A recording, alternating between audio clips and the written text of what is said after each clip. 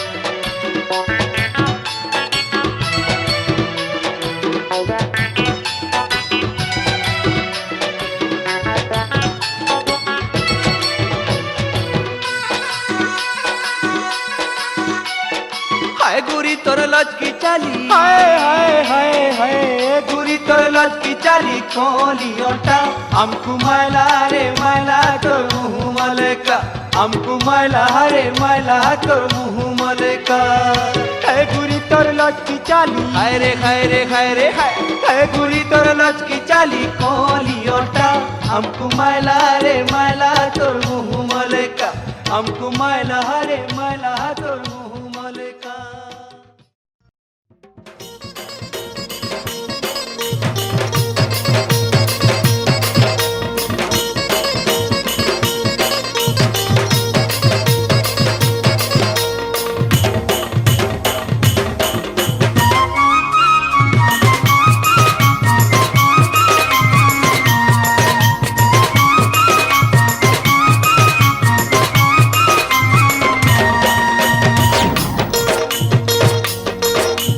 रसवती विलास ए रसवती विलास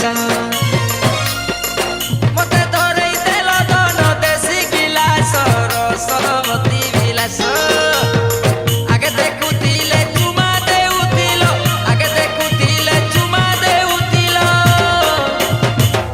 एबे देखी करी काजे मुँह फुलास रसवती विलास मते धरई देल धन देसी गिलास रसवती विलास।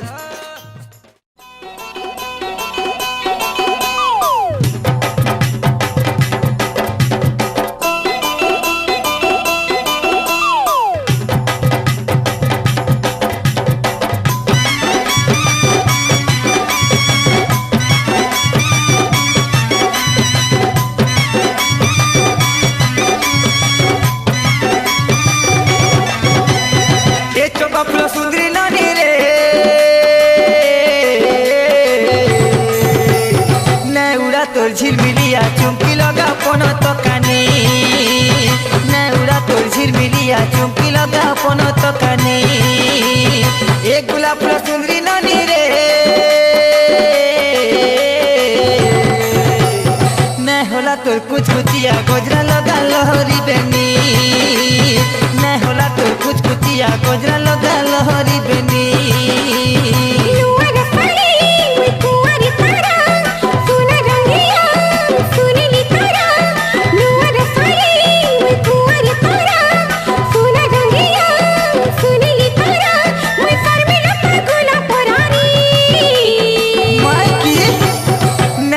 तोर झिलमिलिया चुमकी लगा पन तो कानी ने होला तोर कुछ कुचिया गजरा लगा लहरी बेनी ने उड़ा तोर झिलमिलिया चुमकी लगा पन तो कानी।